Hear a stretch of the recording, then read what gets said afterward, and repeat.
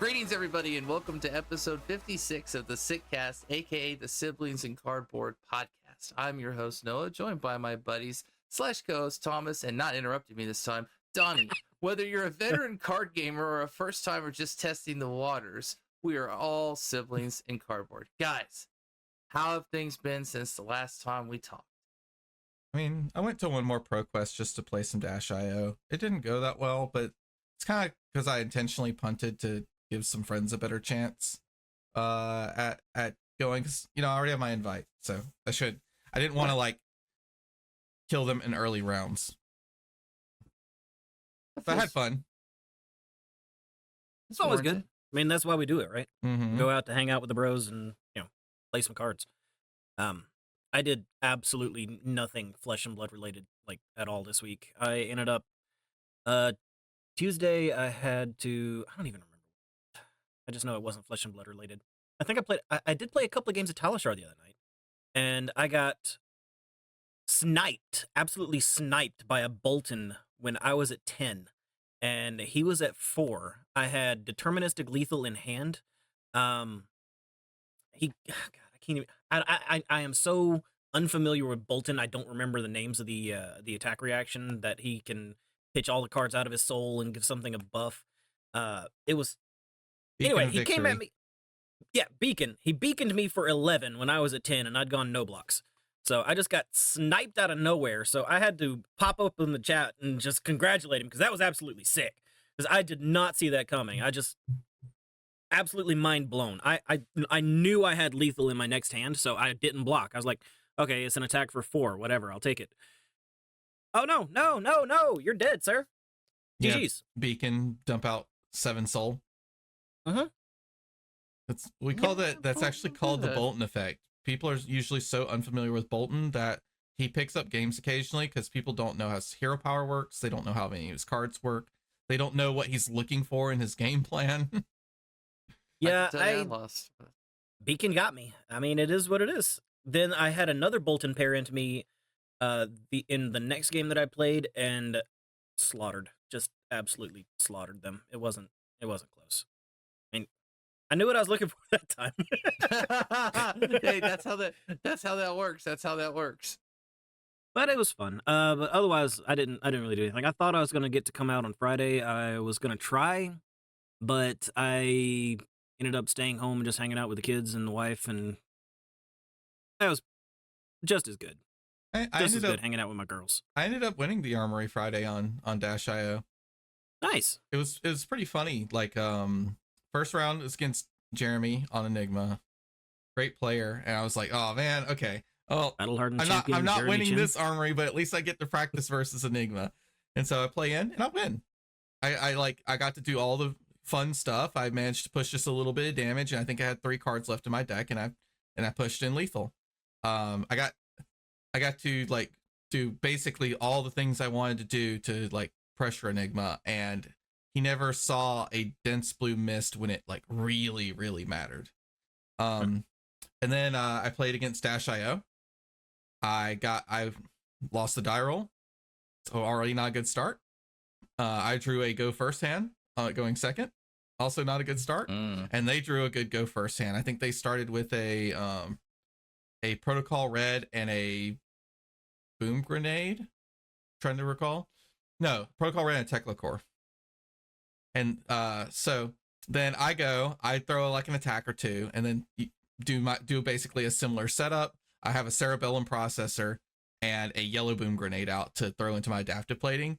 And then he boosts 1 attack into me, and I go no blocks. And he goes, tick-tock clock off the top. And blew up my Cerebellum Processor and my Yellow Boom Grenade that I even get to use adaptive plating into. Ooh, that item hate. And then I actually got to do setup with pressure the next turn. And it went back to him, and he pressured me, and I said no blocks, and then I killed him. So yeah, okay, that's one of the things. Heist is really crazy in that matchup. Obviously, It's a good card. Yeah, and tick-tock clock is Really pretty crazy. card. I'm trying to recall what the last match was. I can't. Those were the two that really stuck out in my mind. Like winning after getting blown up, losing a cerebellum processor to TikTok clock was pretty funny. Yeah, that's kind of. I mean, that's TCGs. Sometimes variants like that happens, and we may talk about that later on when we get into tinfoil hat theories, and you and I kind of have to go back and forth again, like we were in our group chat. Oh yeah, I'm ready to argue. Let's go. That's always good. It's a good argue though, so we can throw out some hot takes for fun, for funsies. What about you, Noah? What'd you get up to this week? Well, I was bamboozled on Friday. I was bamboozled all week last week. It was a weird week. I had a lot of IT issues. I had a lot of weird things, and I started a new job. Not really a new job, but it's like a detailed temporary thing, and so it was just all over the place. So I actually got bamboozled on Friday, and had to do training. And so I was already just like all over the weekend. I was just over it. I was over the whole week.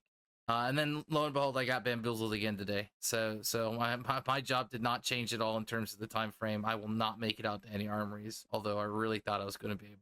So it was a fun 6 hours while it lasted until I realized what was going on. But other than that, I just did some Talishar. I didn't really feel well on Saturday. Kind of just hung around. I'm pretty what do they call that? Reclusive on the weekends. Went to the gym. Nothing crazy. Fab related though. Just watched the Proquest. Watched a little bit yesterday. Some random Proquests that were streaming, and just played a little Fab and opened some packs because you got to open packs and sold some stuff. Before we move on, I would like to note that my favorite part of the Proquest, and I try not to harp too much on like bad feels and stuff, but the funniest part of the Proquest was there was a CYB Teklevasen who drew 2 rounds, got a buy, and dropped. Sorry, that guy. You gotta play faster. Like, dude,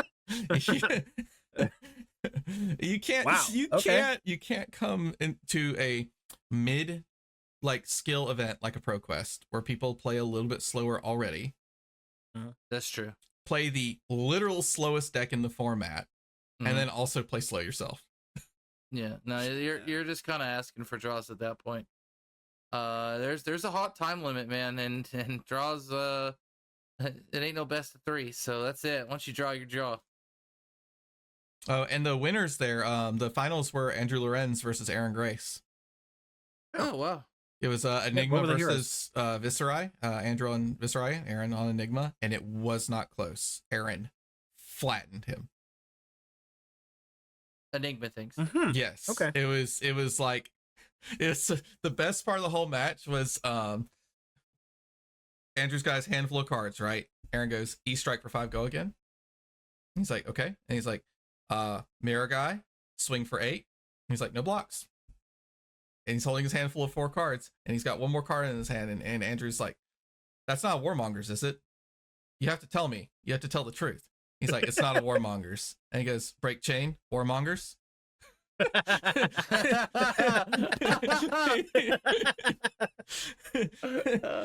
And yes, that's also what happened on the next turn. And then that was the end of the game.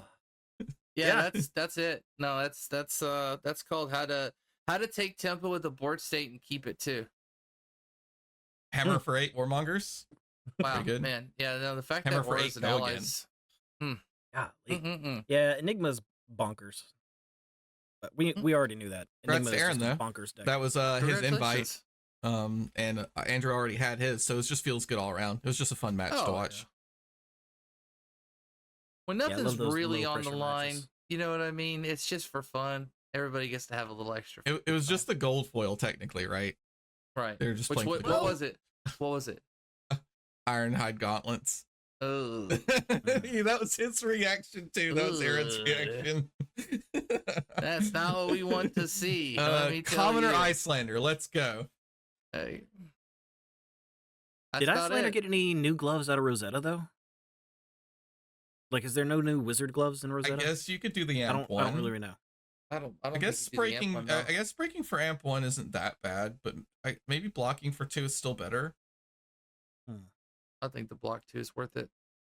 Depends on, I guess, what the matchup is, right? Well, your sideboard slots are so tight in Commoner. I don't know if you want to like. True. I don't know if you want to have both. I think you just go with the Ironhides and move on. I mean, Icelander 2.0 when we finally get Volcor back. Oh, well.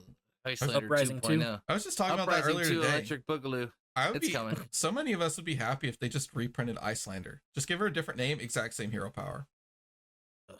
Come on. Not the exact same. You It's play so a good. hero that's actually good into that. And you No, say, I ugh. don't. No, Donnie.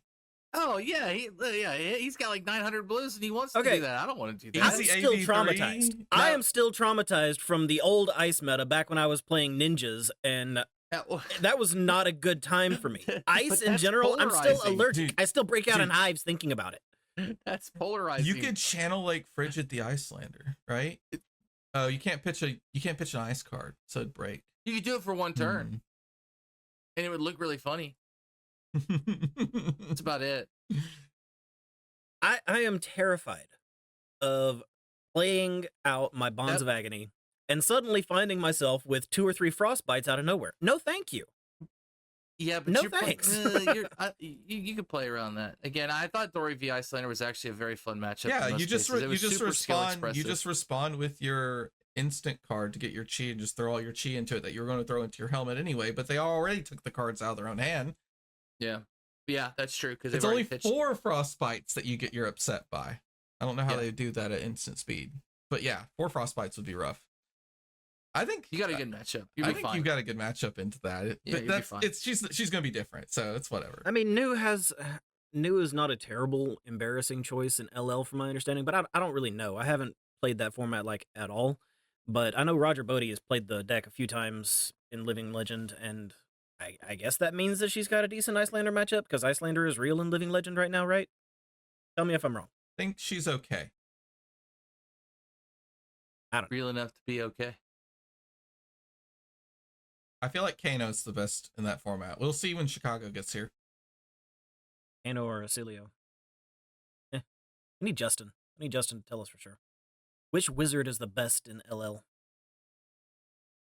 He's not going to be home until next week, right? Like Whichever 27th-ish? Yeah, we got to get him on.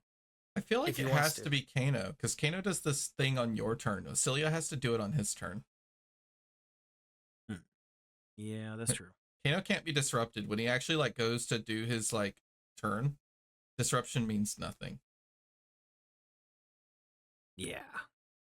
It's like Passover. It's like the only way to disrupt him. Okay.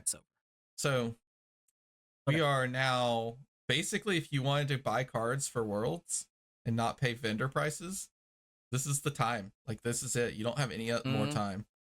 Like, I don't even think you have time now. People are going to be leaving like Monday, Tuesday next week if they haven't already left.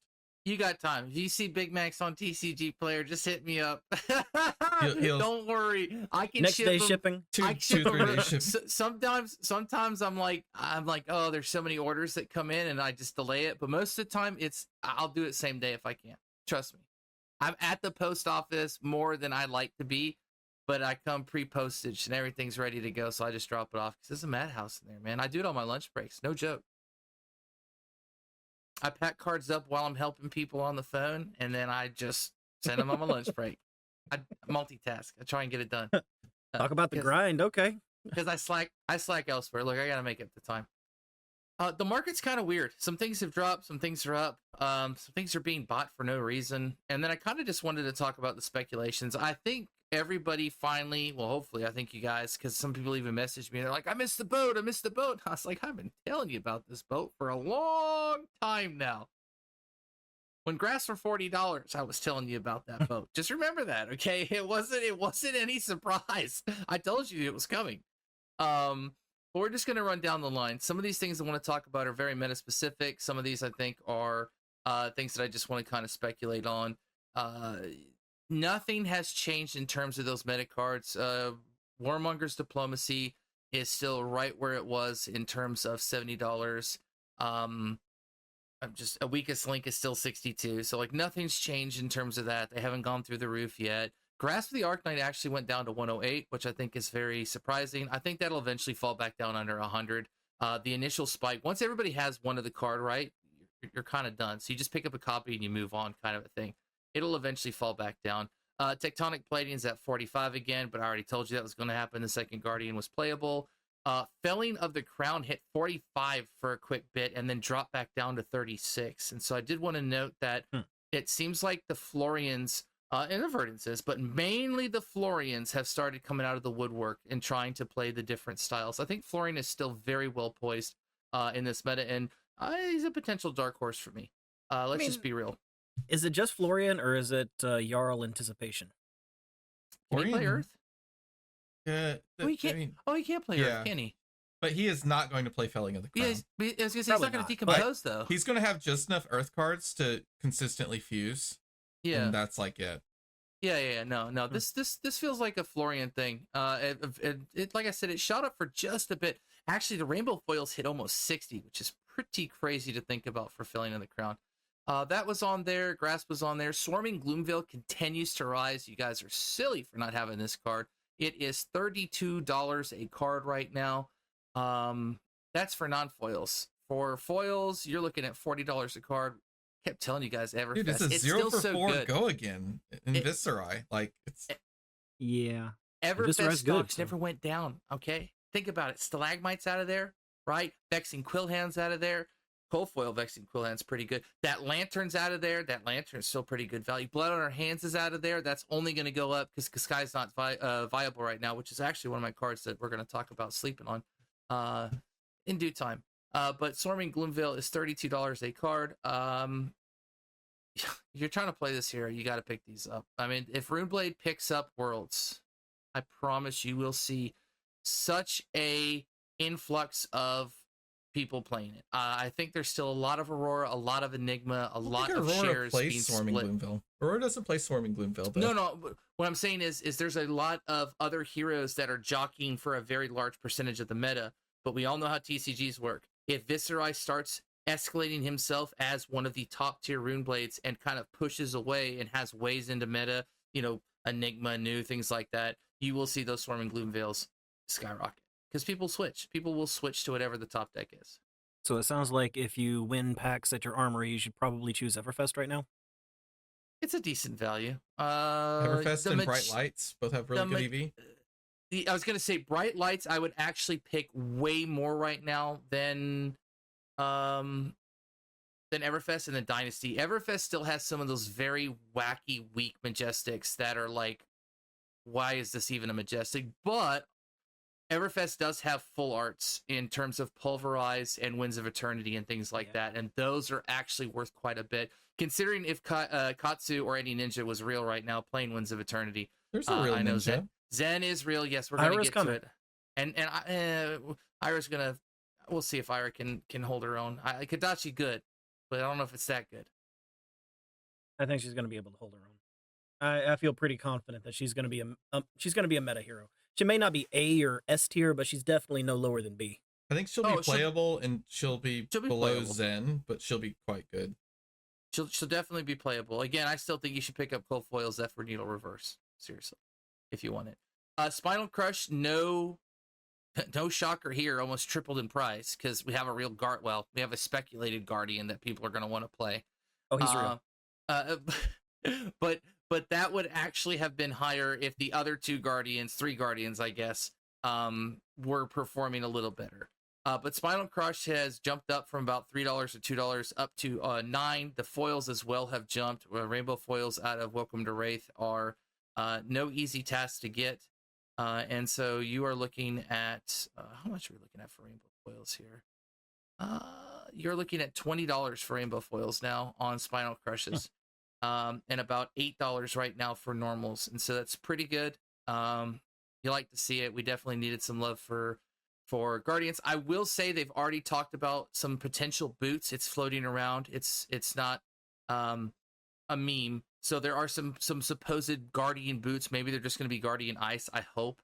But Civic Steps right now has kind of paused at $5. And I would say, that's right, $5 for Civic Steps. It's crazy. If those are Guardian-specific boots, just Guardian, Civic Steps is going to take a hit. If they're just Ice boots, then I think Civic Steps are still a safe play to pick up. $5 is low for Civic Steps, considering where they come out from. Let's be real. Granted, there are cold foil ones, but you're not going to spend $270 on cold foil Civic Steps. Not I feel yet. like from a balance perspective, they should just be ice. Yes. No. Probably. I agree. They should just be ice. If they are not ice boots, oh boy, Guardian don't need any more blocks. Not no legendary boots, man. Please. Not to mention you've got that Guardian Master class. Who knows what crazy, silly stuff's coming in there. By the way, Bravo's coming back in that set. So if you ever thought, where'd Bravo go? Where'd Betsy go? That Guardian Master set's going to fix it all. Pick up those cards. I'm telling you right now, Crippling Crush is criminal how low it is. It's criminal. It's like 30 cents. It's criminal. I mean, wow. Bravo's so good. He won a Proquest this weekend. That is not how that works at all. Is it not? Not even close. No. I mean, it means. He got LL points, so it means he can win, but so can Dory. You know what I mean? Like any given Sunday type thing. It just matters. But yeah, no, seriously, Crippling Crush is 30 cents right now. I'm not joking. Like that's criminal. If Bravo's good, that goes up a little bit. Depends, just a little bit. Heart of Ice has shot through the roof. This is a speculation. It's now $40 for Rainbow Foil. It was $18. We already know people like to speculate. They were completely bought out. I think 14 of them sold literally all at once. It happens. There's those fabbers out there with big wallets just chomping down on cards. Who sits on 30 copies of a card? You guys kill me. Yeah. who would do such a thing? I don't know. Those Poison the Well people. How could you? Still $15 a card, by the way. Poison the Well. It's wild because so CYV, few people baby. are playing CYV. Hey, if it's there, you gotta prepare. I think we'll see it more at Worlds, but like I said, most people aren't doing it at ProQuest because it's just like a guaranteed way to get a draw. We need to put that on a t-shirt. If it's there, you gotta prepare. Okay. That should be our t-shirt that we with wear the Poison to the Well events, with the Poison the Well logo on it and just stacks of money. So the next cards I'm going to talk about are straight speculations. This is stuff that I sit around and I go, is it really that low? And will it stay that low? And so here we go. Down and Dirty. Absolutely criminal how low it is. All right. $3 a card right now. That thing has crashed. Pick your rainbow foils up. If Dromite comes back in any fashion, that becomes a very good card. Lost in Thought is still real. Illusion is still real. Not that much, well, a little less against Prism because it's got -1. But it's really nice to put that down and dirty in your arsenal and turn it over, okay? I don't think it's a bad card. $3 is criminal. It's criminal. It could go up at least to 15. I don't see that card coming back. Not with the amount of debuffs that Prism is playing. Because if you want a popper in your deck, you're going to want something that's going to be universally playable against all the illusions. There's not just something so that's many just good 2 for against it. 6s and 3 for 7s now. Like But they instead can't of block from arsenaling, it, you could just play it instead. You could still play down and dirty. It still curves all right. Or you could do one that has an on-hit effect. Yeah, but it's double duty. It blocks or it plays. Okay. Maybe I need to go ahead and get a couple more copies of Down and Dirty because I missed the Poison the Well train, and listen. I'm not telling you that this is where you got to go spend. This is it, right? Pull out your retirement funds. It's time to sink your 401k into Down and Dirty. But I honestly think that card with a Dromai back in the meta in time triples. $10, $12 high end, 15 rainbow foils. Definitely something I would take a look at. Rainbow foils right now, what are they sitting at low? $4.80 for a rainbow foil. That's pretty low. I remember, and they're $3 right now non-foil. I think I paid $20 for mine back when That's what I'm was still in saying. meta. So yeah, they have a ceiling. I mean, but that was I'm that just was back trying then, to think of like when you would run Down and Dirty at all. Like, wouldn't you run Battlefront Bastion first? But you pop something. You pop something, and then you have 1 prevention floating. That's way more value. I like that, but why not play them both? Oh yeah, Because yeah. we Let's also fill our want deck up with Blanche. generic 3 for 7s and 2 for 6s. Hey, I think Ira loves 3 for 7s and 2 for 6s. To be fair, 3 for 7s. I'm pretty sure she likes 1 for 5s. well, 1 for 5s are pretty good. That 1 for 5 that just came out in Rosetta is pretty strong. Yeah, that's gonna be pretty good. Gonna be pretty good, Naira. There's another 1 for 5 that's actually going to be pretty good. It's on this list. In fact, let's just slide it up to the front. Sensor, I put on my list as cards to kind of target. The way Sensor, Amnesia work, things like that. Erase Face is another one, except it's a little different. They always operate on an ebb and flow in terms of the meta. Sensor really hasn't found that huge price bump where we've seen it get the Amnesia treatment or the well, not the weakest link treatment at all, but it's never hit that real high gap. It's been up there, but it's at $4.71 a card. I think that most cards like this do have a 15 plus ceiling. Amnesia was around $18 when it was really prolific in the meta. Sensor operates on a 1 for 5 ratio with a 3 block. Fi, in fact, when he had his little stint, did love finishing with a Sensor. It felt good at the end of that chain. So I don't feel like Sensor is a bad card here. Again, these are not necessarily go hog wilds. I'd have a playset or two lurking around. It's good value down the road. I think Sensor's pretty good, but like you have to be good at the game. If you're not good at the game, Sensor's a 1 for 5 with no text on it. Yeah, Sure. if you are not completely invested in what everybody in every deck is playing, then Sensor is a very difficult card to use appropriately. I So would agree. I could see it going up because when Zen was really popular and, it was easy to call Art of War or Crouching Tiger or, you had really obvious choices for Sensor, it did start to creep up. I don't know that LSS is going to let that happen again, though. The fact that Nu has ways to look at someone's hand and she doesn't play it just kind of gives you a little bit of a flag that maybe it's just not consistent enough. Yeah. I'm all in on it. Don't worry about it. I'm all in on it, guys. I'm riding the train with you. Another card that I actually have already pre-speculated on a long time ago. In fact, I needed to go back up because I have way too many copies. Is That All You Got?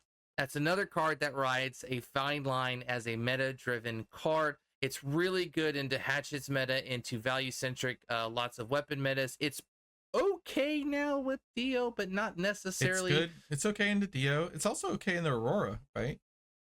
Yeah, you get to block the sword, and the sword's also very tricky to block. You get to replace the card. Does feel pretty good.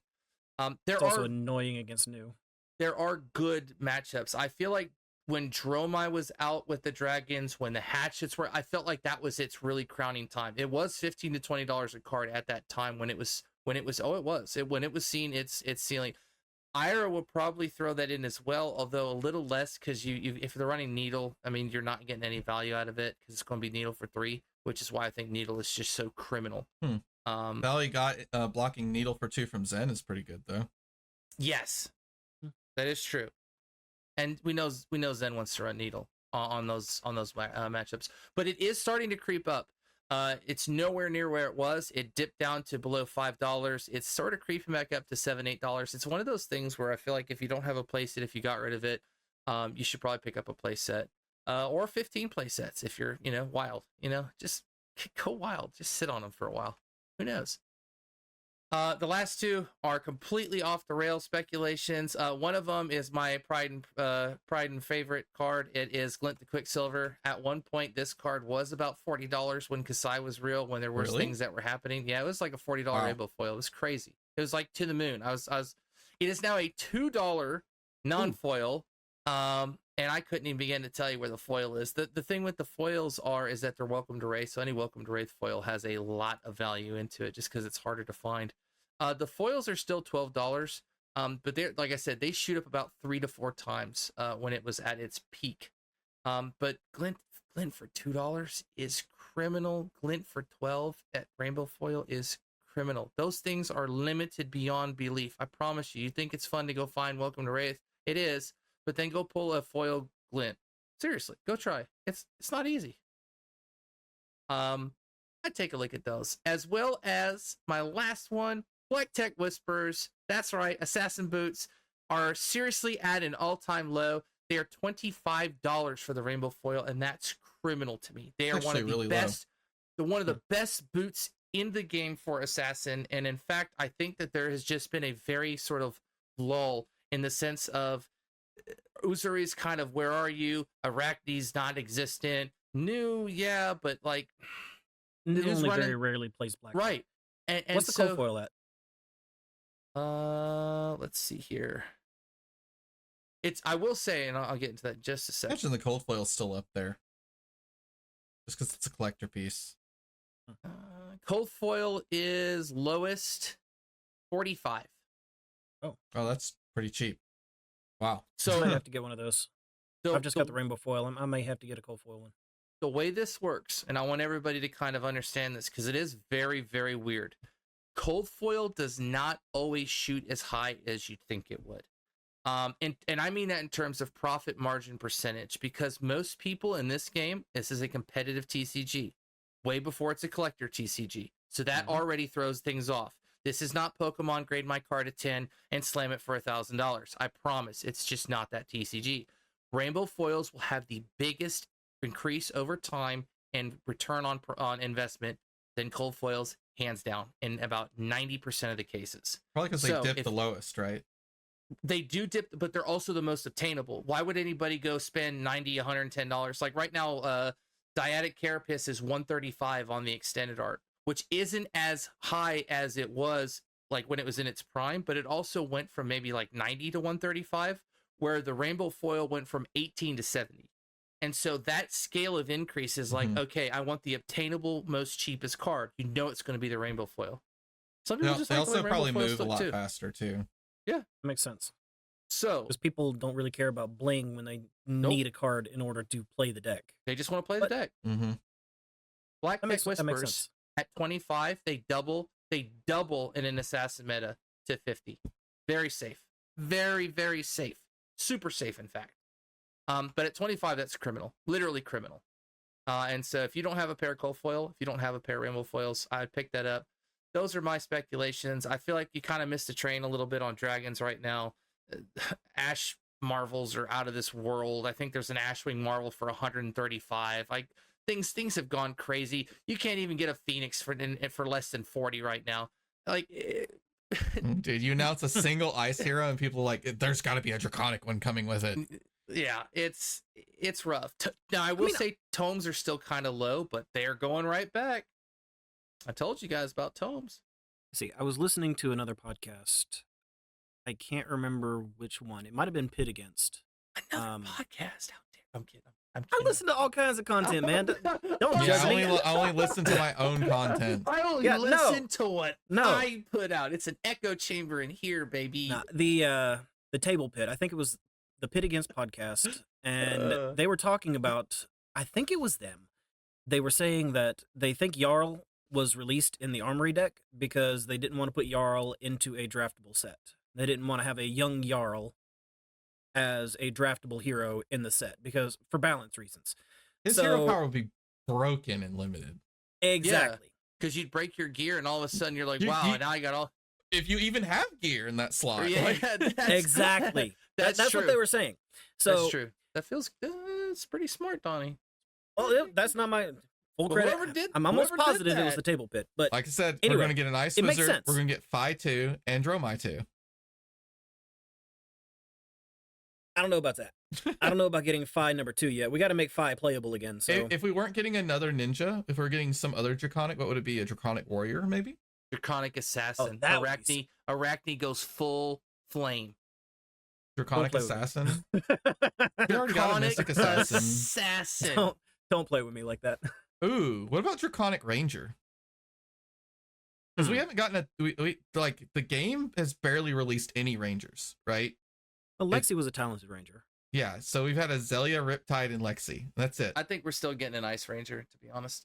Yeah, I think that's their way. It could be Ice Rangers. That's true. And then Adult Blaze. And it's a Draconic Wizard. Draconic Wizard. Sure. Okay, I could see it. Adult Blaze, Ice Ranger. Go for it. And then a Draconic Illusionist. Okay. Yeah. Yeah. I can see that. That would be an interesting meta. Okay. And that way they're all Uprising 2.0. We did it, boys. Metas, let's go on to the real meta, which is week 3 of Classic Constructed Proquest meta. Pretty interesting, I'd have to say. White-haired girls still on top. Oh man, white-haired girls are looking good. I mean, they flipped, but Yeah. Yep. Still doing Aurora pretty is good. in the lead with 20 wins this time. Enigma second with 17. Florian with 14. Viscerai with 11. New with 11. Dash.io with 10. Yeah. Azalea with 10. And it starts to drop off with Kano at 6, Prism at 5, Zen at 4, KO at 3, and so on. I actually think the meta is looking pretty healthy. I still think ProQuests are a little bit of popularity contest.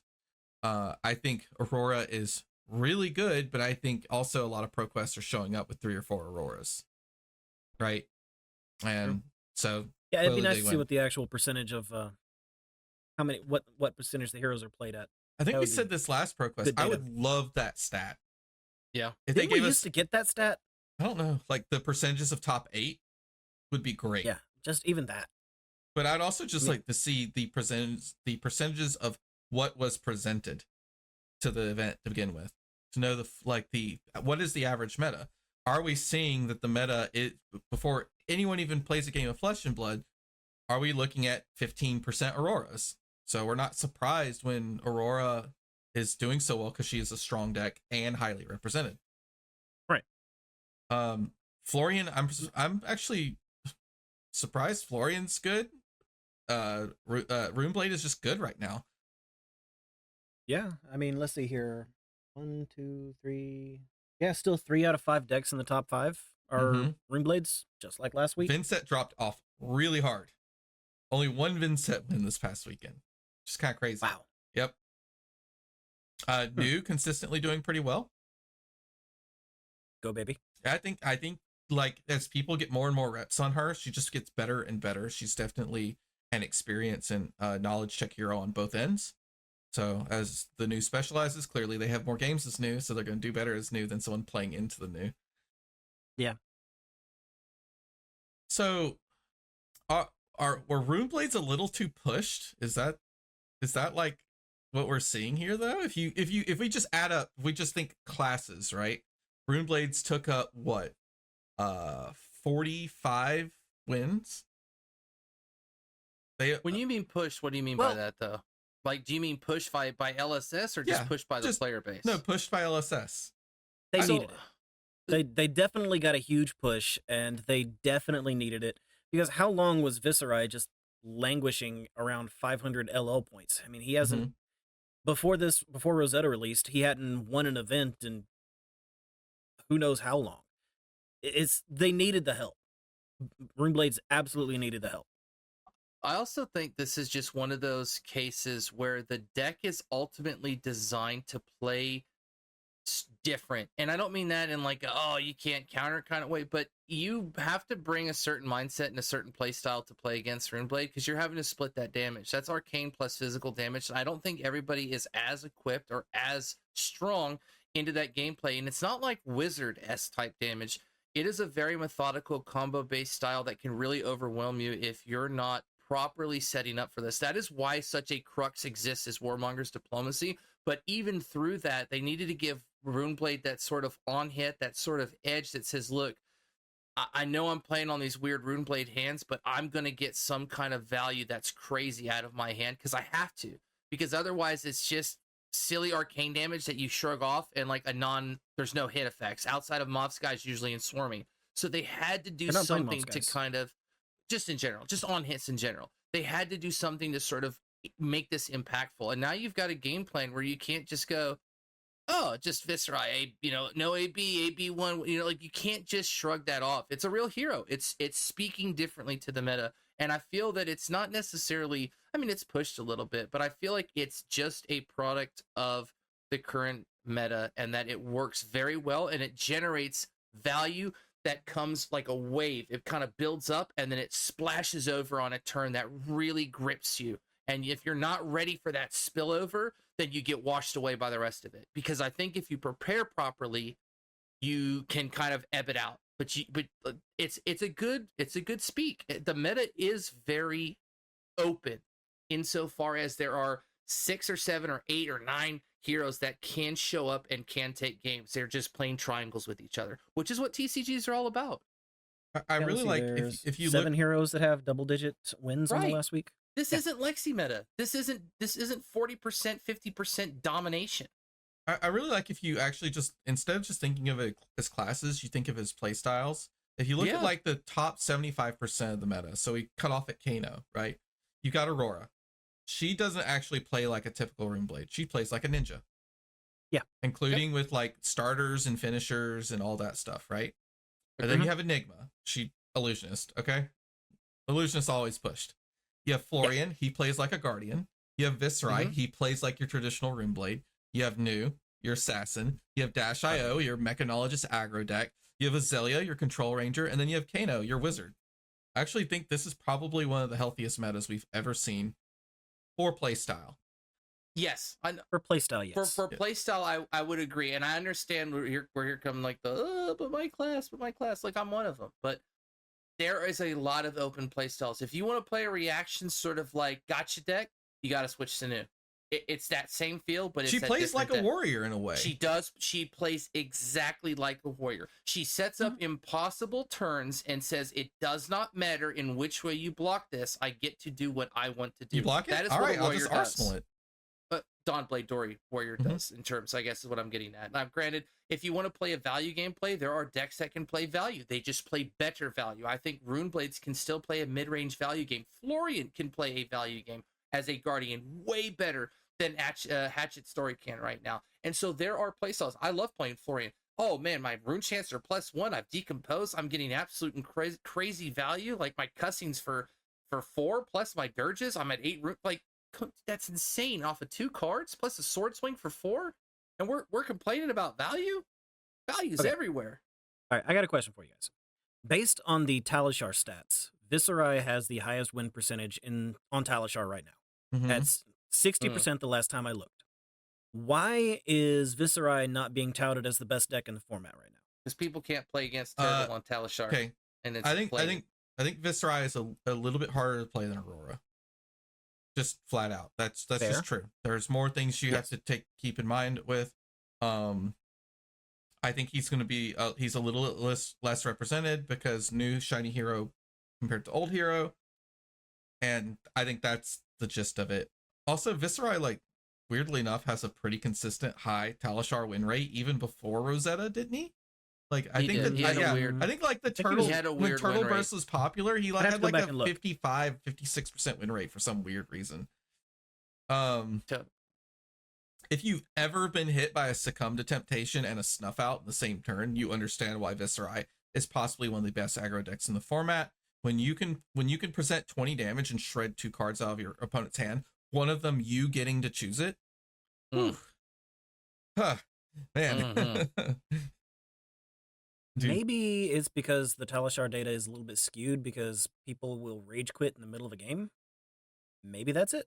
I mean, Talishar is always going to have to be in like anything else. You got to take it with a grain of salt. I know. Serious. Before they added that skip all rune chants button, there's been times where I'm like, I could just homepage right now. That's true.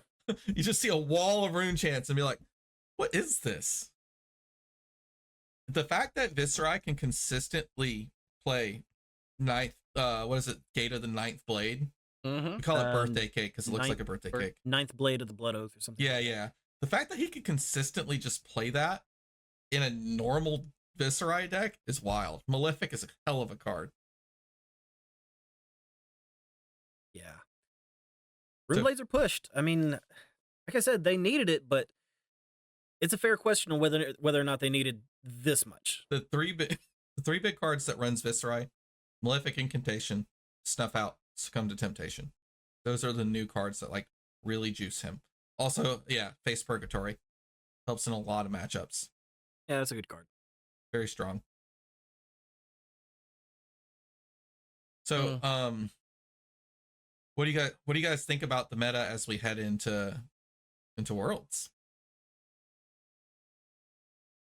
I don't know. I am not invested in it, I guess, because I'm not planning on going to Worlds. So the only meta that I particularly care about is what's going to show up at my armory this week, like tomorrow night. That's the meta that really matters to me, because I'm not going to be playing on the Pro Tour anytime soon if I ever manage to qualify. But it's it does, because this is such a competitive game. It does kind of dictate what trickles down to the armory level, because people want to play the powerful decks. People want to Mhm. play the things that are good. So, I mean, I'm okay with the heroes that are showing up right now. I mean, I'm okay with the decks that are showing up and the play styles that are showing up. I mean, the game is fun. The game is really fun right now. Also, most of our locale is willing to travel to most of the United States events and several of the Yeah. international events. Yeah, do you feel Georgia good players about? are good. Do you at least feel good about it enough to do a tier list next week? Oh yeah, We Oh, have yeah, for to. sure. we have to. Everybody Yeah, I does mean, a tier it's list. tradition at this point, right? I mean, So- we do a tier list for most major events. It doesn't even matter if we're wrong. We're always right. I It's tier actually list. think that this week is a very close. What we're going to see meta wise, with an exception, is Zen is going to be higher. Oh, I agree. Hmm. I actually think there are going to be more Zens out of the woodworks. I think people have finally realized Zen is not as dead as people thought he once was, and even I don't even think he was dead. But he'll be back. The Tigers will be back. It's crazy that they banned Bonds and Art of War, and the deck is still very strong. Like, Zen State's a I mean, hell it of a just drug. speaks to how powerful the deck really was. I mean, Zen was tearing up Living Legend. He LL'd in 2 weeks in Blitz, and he was dominating Classic Construct. The deck was way overtuned. so He also Oops, Starvo 2.0. he also gets to set up correctly to nullify and or throw off a potential turn, and he can also value very well with one or two cards. Aurora's Arc Lightning does nothing to Zen. Yeah. She plays Arc Lightning and goes, break Kasaya, and the Aurora goes, oh, Zen State. one All your card do pings are nothing. Dude, Zen Seven. State stays out for 2 turns. It stays out for 2 turns. It's so wild and infuriating. I hate it. I mean, Good card. good card is good. And That's an answer. Did we talk about it last week about the Kasaya versus Runechant thing, or was God. that? I like in my I testing, can't remember. dude. I think we might have mentioned it briefly. But 12 petal Kasaya. If people aren't familiar, it is a mystic ninja chess piece. It blocks 2 blade break, and it says pitch 3 chi to it, break it at instant speed, and make a Zen State token. Zen State says if you'd be dealt damage, it deals 1 less damage or prevent 1 of that damage. I think it's prevent 1. And it comes out with a token on it. You remove a token at the beginning of turn. If you can't, you sacrifice it. So the Zen State comes out for 2 turns. And something to think about is that because it's instances of 1, that means Rune Chants literally do 0 damage while the Zen State is out. In my testings with Vincent, I've played into some Zens where the Kasaya got like over 20 points of value. Because what am I going to do? Not make the Rune Chant so I can Rune Gate? So all the Rune Chants are just getting chewed up. So if you're having to apply pressure to like just stay in the game, the Kasaya is just getting crazy value. Same thing with Viserai. Viserai just swings in, break Kasaya, eats all the Rune Chants for 2 turns. Same thing with Florian. You break the Kasaya, the Zen State. Now Florian basically doesn't have anything to really constructively do for several turns. He has to just try to charge some up. Aurora activates Arc Lightning, Flicker Wisp, whatever. They do nothing because they're all instances of 1 and all that jazz. Okay. Dash IO wants to go super wide. I think I've lost 20 points of value to a Kasaya break with Dash IO. Okay, so Kasaya is pretty good. So which one of the Rosetta heroes is Zen's foil? Because there has to be one, right? Nope. Because that goes into the tinfoil hat theories that we were talking about. Before. I think he's too aggro for Verdance to deal with. Acilio is just not good right now. A lot of no blocks in that hand too. I guess I have seen Florian beat him because Florian just has good value turns, right? Like that don't necessarily rely on Rune Chants. Disruption too.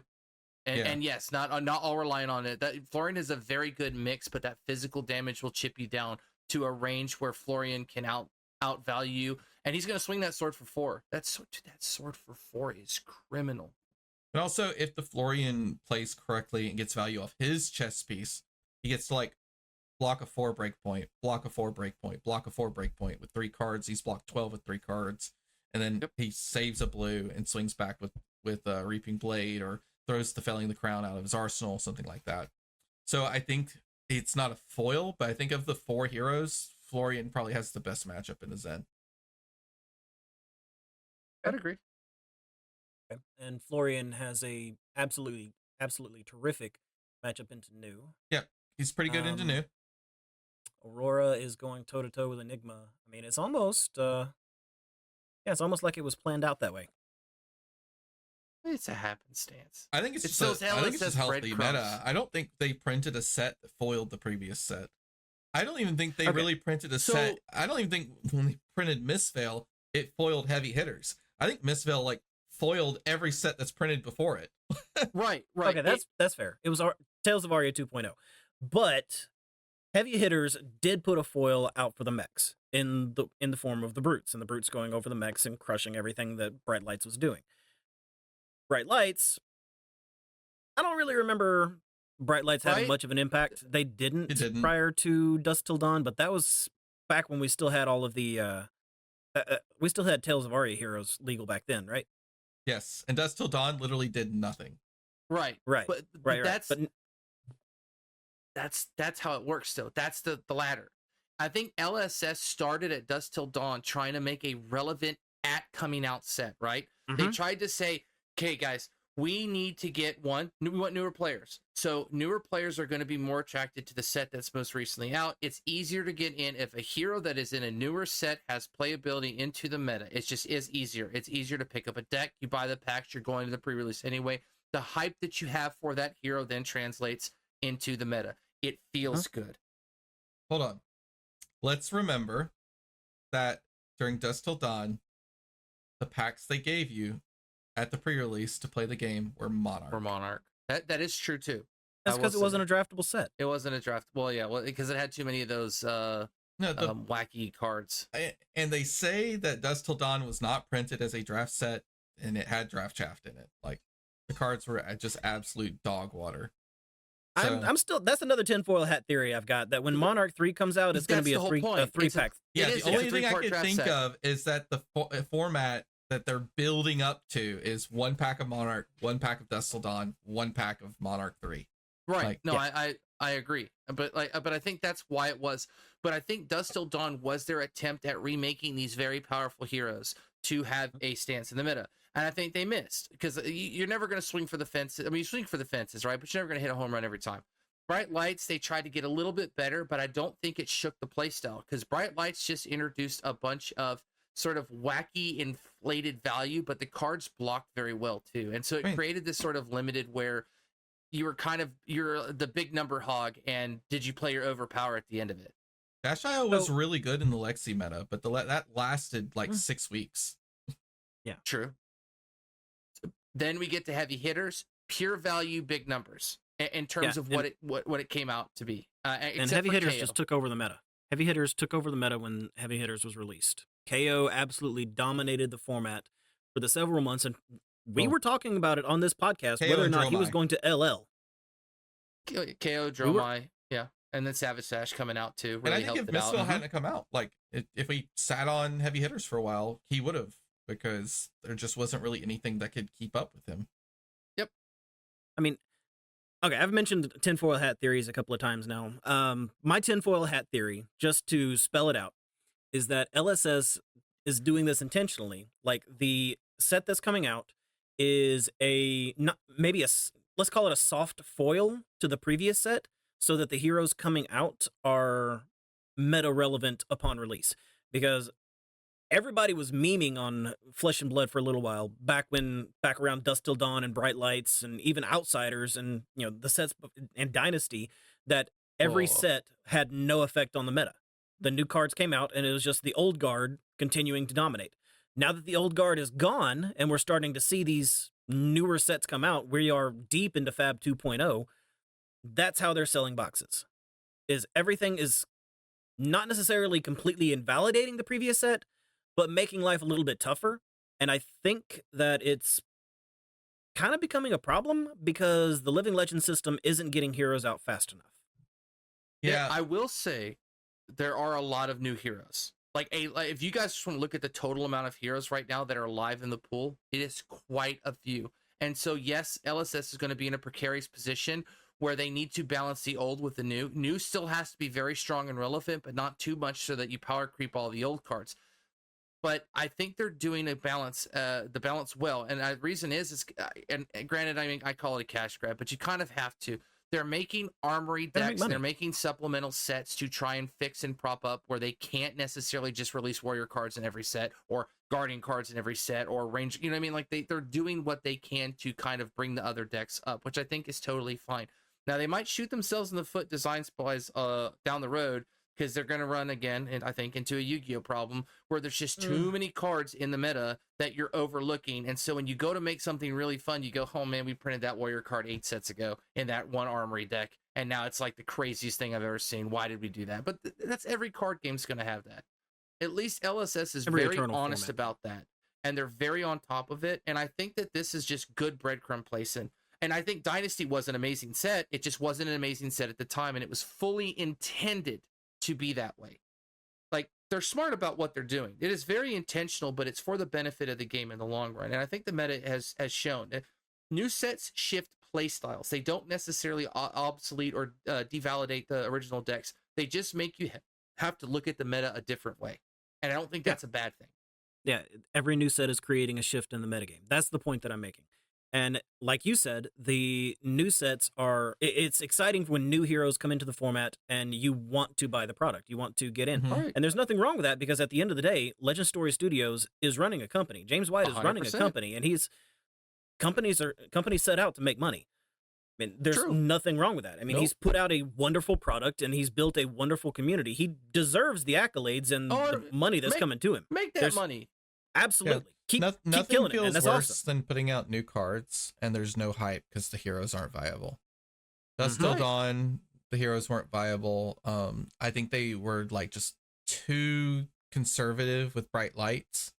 Yep. Yeah. They could have bumped up the numbers just a little bit on a couple of cards and hero powers, and those heroes would have been perfectly viable, but they were very, very scared. And then they just said Teklo too, of Teklo for sure. I'm terrified of Teklo in a format that works with him. Terrified of that. That's okay. All you have to do is just not lose round one, and then all the Teklos will draw out. You know, and we'll face them. that's now. I'm talking about down the road. Teklo will have his day, I promise.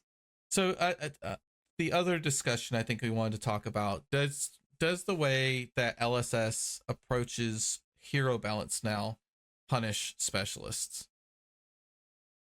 Inadvertently, but not intentionally, right? Again, not everything. This is, you cannot have your cake all the time and eat it too. You just can't. Like, I love Warrior. I want to play nothing than Warrior. If that's true, I'm just going to play Warrior. The love of my deck should not change based on its winnability if my ultimate goal is to play what I love and I love what I play. If your ultimate goal is to then win, you need to put aside that type of mentality, because that's not a competitive mentality. That's not how that works. You can't sit there and play the same map in like CSGO and say, but it's my favorite map. It's the only one. No, because it's a well-rounded. There has to be balance. There has to be balance. You need to be in an uncomfortable zone to find comfort somewhere else. And so you have to branch out. The playstyle you found in Dory, like we talked about, needs to be found in a different hero. Right now, that is new, and new is at the top of the meta. Very well placed to compete. That is how you have to play these card games. There's an ebb and flow in everything. It's not a punishment. They will eventually make a deck, make an armory deck. They will attempt to create some kind of way for Dory to insert herself. But right now, you shore up your one matchup just like any other deck. You say, hey, I'm going to go toe-to-toe with Aurora and all the aggro decks, and I want to beat them out with Dawnblade. Hey, that's great. Guess what? You're folding to every Enigma possible. No way around it. You're probably folding to Victor too, in some cases. So it just is what it is. You will never, ever have that perfect deck where you're like, well, I'm a specialist. My deck is great into everything. That would be preposterous. Okay, no, that's not exactly true, because we just had that meta 2 sets ago when Heavy Hitters came out, and it was absolutely wide open. You could literally play any hero that you wanted in order to get those wins. Yes, the specialist meta will come back around. It's just right now, Right. We're That more was- into playstyle meta. Yeah. And that's the kind of shift that you have to have in an Eternal format game. You have Yeah. to have these ebbs and these flows. I mean, there's no other way around it. I mean, not everything can be viable all the time. No, it's not That's always going to just- be about value, and that At was some very point- value-centric meta. At some point, I'm going to be right, and new is going to fall to the bottom of the meta. I mean, it happened with Katsu. I mean, and Katsu just fell off the map. I don't think Katsu's I coming don't back think with a Nu's gonna vengeance. fall to the bottom of the meta. I think she plays on too many good play lines. I think you're more risking her picking up a couple really big tournament wins and just suddenly hitting Living Legend. No. We don't. Bad. Then you Bad. have to go No, back. we don't talk about that. Then you have to go back to like Arachne and Azuri. Oh no. I'll play Azuri. Actually, I'm between you, me, and the wall. I'm probably going to pick up that Jarl Armory deck and have that as a backup. Sweet. Stop it. I want to play against him. I have no interest in playing Ice Guardian, but I'm excited to play into Ice Guardian. I had no interest in playing Oldham whatsoever, but my brother did, so I've got a few of the cards sitting around. So I'm probably gonna try out Jarl at some point. I may show up to Jarl at the Armory and play it on my new playmat just so I don't feel like I'm cheating on her too much. But So I'm gonna have a Jarl deck built. I think if you claim yourself though as a specialist, if you say I only play this one hero, I think you're going to have a bad time right now.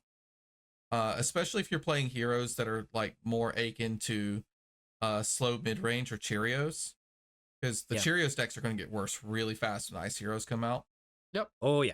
and then the mid range heroes, they just can't beat Florian and Enigma.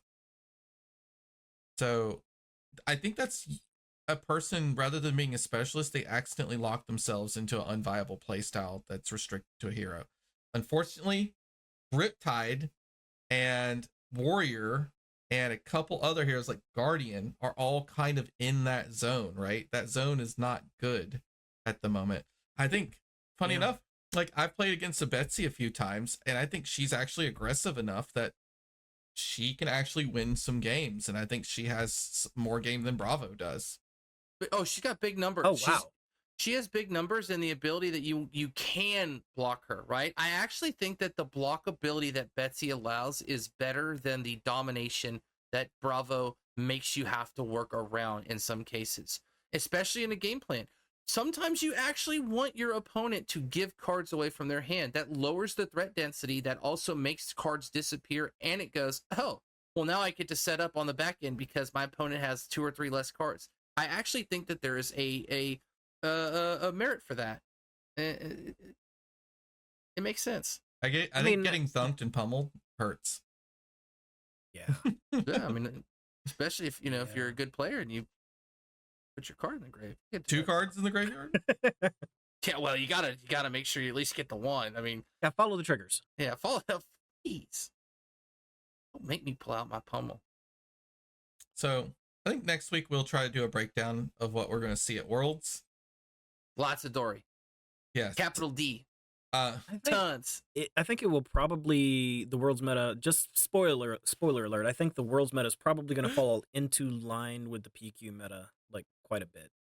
So whatever the numbers are next week, that's probably what the world's meta is going to look like. But a dark horse is gonna take it, per usual at Worlds. I think, like I said, with the exception, I think we'll see more Zens. yes. He has way too much game into Enigma and the Rune Blades in order to not be more prevalent. I think people are just starting to realize how strong he is in this meta, and that's why it's still a little lowly represented in the PQs. I wouldn't be surprised if we see maybe a couple more Kanos show up, because they always do. They pop out, they try to lay low, and then they yes, pop out they the woodwork. do. They- Oh yes, they do. They say no Kanos at Worlds. Kano's no need for terrible. that. Kano's bad. Don't even Hey, worry just about bring that. AB1 for the Rune Blades. AB1 for good enough. Good Okay, enough. I haven't found any of those psyops that you guys are referring to. I did watch a tier list from Mask of Momentum, Peter Budensick, and he said he put Kano very, very low, and he is a very prolific Kano player, or had been That's a previous on his psyop. meta. That is a psyop. I don't know about that. promise That's you. exactly what a psyoper That's would exactly say. what- I don't know about that. He seemed Yes. pretty convincing. Maybe I'm being There's psyoped. no way to prove it either way. That's the point. He's convincing because he's like Kano. He lost all those combo cards. Kano can steal any game at any time. Any game at any time. I You would mean, be he was making some good foolish. points. Kano cannot beat double Oasis right now, and he has a few other bad matchups. That He's is got a point. He made some good points. There's no way. There's no It way. is true. The first Oasis blocks the wildfire, and the second Oasis blocks the attempt to draw cards with open the floodgates. And then that's it. Time to play a different play style. I'm telling you, Kano's got it all. You'll see. Anything I else, mean, maybe. guys? I think that we've wrapped it up.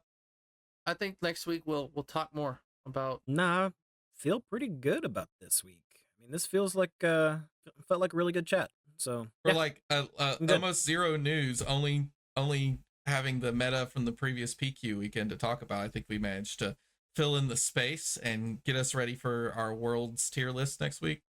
and I really feel like this was a good episode. I mean, if anybody disagrees, they can let us know about it in the comments. Please do. It generates more talking points. I promise. Absolutely. You If you don't have a question, Yeah. if you have a question that you want us to talk about, put it in the comments. Let us know about it. I mean, don't Right. be shy, people. Tell us what you want to hear. Let me know. Let me know what card I need to buy 60 of. If I'm missing on it, let me know. I don't want to sleep on it either. It's definitely bingo. That's like the premier one. That's the IRA 1 for 5, right? Telling you, don't even start with me on bingo. My binder Take will the be tempo, full maybe? of bingos. Take the tempo. That's good. No, take the tempo's good, but bingo's right. fun to say. All right. Anyway, all right. Yeah, that's all I it's your job to take us out of here now. Donnie, where can everybody find you? I am Draco Hominus 87 on everywhere social media is sold. That now includes Blue Sky as well. So if you want to find me on a new platform that most of Fab Twitter seems to be migrating over to slowly, hit me up on Blue Sky. It's Donnie K is the what's the name of that card? Rising Sun Setting Moon Art is my profile picture. Yeah, find me there. Good card. Good All right. card. Yeah, love the art. I'm at Thomas, Wet where the can I System find Fab on Twitter. I'm pretty sure I'm Wet the System on Blue Sky as well. I like that platform. It's neat. It looks exactly like Twitter. Yeah, I mean it's Twitter light. Yeah, you can find me as just Wet the System on Discord and such. Just send me a DM, I'll answer. And I'm at Big Max Fab on Twitter. Also, Big Max on Discord. Hit me up if you want some more speculations, or if you need TCG cards in time for Worlds. I'll ship them out fast. I still got a bunch of Rosetta I haven't opened, so if you need something from Rosetta, I'll bust it open. I'll try and find it for you, just for you though. Nobody else. I'll say that to every person that DMs me. Also, stay tuned for more pet cracks. Gonna be doing that every day. Go ahead and tell me what you want me to open, whether it's boxes 1 through 24, random packs. You let me know. Any Everfest? No, actually, I'm fresh out of Everfest. It's crazy. I bought a bunch of cases of it. I'll get some more though. I'm still looking at that in Tails. And Gotta put your money where your mouth is, dude. Start busting some Everfest and Dust Till Dawn and Bright Lights. Well, Dust is actually going back up, man. Dust is a little hard to get right now. Those artist cards, they're like the Willy Wonka golden ticket. Yeah. It's crazy. I keep forgetting about those. Anyway, Yeah, sorry. you're telling me. I'm trying to find one though. But yeah, keep in tune for that. And if I can find it, but I'm a bad host. Thank you for joining us, everybody. We hope you enjoyed catching up with us this week, and I'm sure you did. And if you did, subscribe or follow depending on where you found us to catch us again next time. Until then, take care, everybody. Enjoy your remaining ProQuest. Enjoy building up for Worlds. And remember, we are all siblings in cardboard. And please remember, just discard the card, man. There's so many on-hits that say you got to discard it. We know Pummel's going to fly under the radar. At least Worlds isn't in Europe this time. That's okay. We shouldn't see it. But just get the card in there and don't plow under nonsense. Just under it. Take care.